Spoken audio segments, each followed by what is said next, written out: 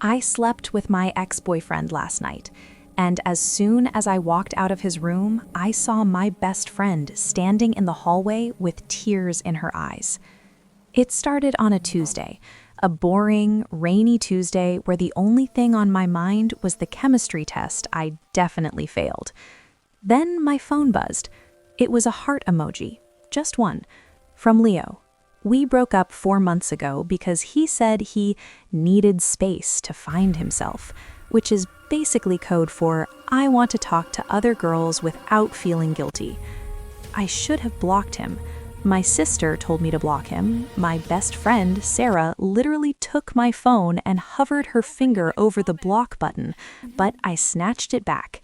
I told her I was over it. I lied. "Hey," he texted, "I'm outside." My heart did that stupid drop, the one that feels like you're on a roller coaster you never signed up for. I looked out my window and there was his beat-up silver sedan, the one that smells like vanilla air fresheners and old gym bags.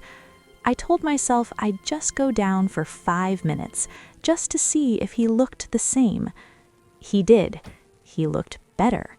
He was wearing that oversized gray hoodie I used to steal, and his hair was that messy on purpose style that always made me want to run my hands through it. "Get in," he said, giving me that lopsided smirk. "It's freezing." The air in the car was heavy. It felt like all the things we hadn't said for 4 months were suffocating us. We drove to the lookout point, the spot where we had our first kiss back in sophomore year. He turned off the engine, and the silence was louder than the music. "I missed you, Maya," he whispered. His voice was lower than I remembered. The space sucked. I was an idiot. I knew I should leave. I had a 7 a.m. alarm set. I had a life that didn't include him anymore. But then he reached over and tucked a piece of hair behind my ear. His fingers were warm. "I missed you too," I whispered back, and in that second, I hated myself for it. One thing led to another. It wasn't like the movies. It was messy and desperate, and filled with this weird mix of nostalgia and regret. We ended up back at his place because his parents were out of town. The whole time, a tiny voice in my head was screaming that this was a mistake, that I was undoing months of healing in a single night. But I ignored it. I wanted to feel chosen again. At 2 a.m., I was staring at the glow-in-the-dark stars on his ceiling. Leo was asleep, breathing softly, looking totally peaceful while my world was spinning.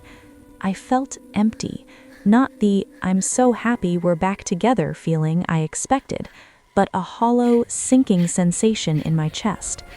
I got up, dressed quietly, and tried to find my shoes in the dark. I didn't want to wake him up. I didn't want to have the "so what are we" conversation. I just wanted to go home and scrub the scent of vanilla and regret off my skin. I crept out of his room and into the hallway, heading for the front door. But the light in the kitchen was on. I stopped. Sarah was sitting at the kitchen island, a glass of water in her hand. She lived 3 houses down. She had a key because she's basically his sister's best friend. She looked at me. She looked at my messy hair, my inside-out shirt, and my smeared mascara. She didn't have to ask. "Maya?" Her voice cracked. "You told me you were at home. You told me you were done with him." "Sarah, I can explain," I started, but the words felt like lead.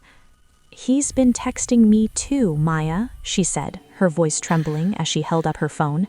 "Since last week. He told me he made a mistake breaking up with me to date you. He told me he wanted us to try again." The floor felt like it disappeared. My best friend, my ex, the same week, the same words. I looked at the closed bedroom door where Leo was sleeping, then back at Sarah. The betrayal wasn't just him. It was the fact that I had broken my own heart for a guy who was playing us both like a game. I didn't say anything. I couldn't. I just walked out into the rain, realizing that some chapters don't need a sequel. They just need to be burned.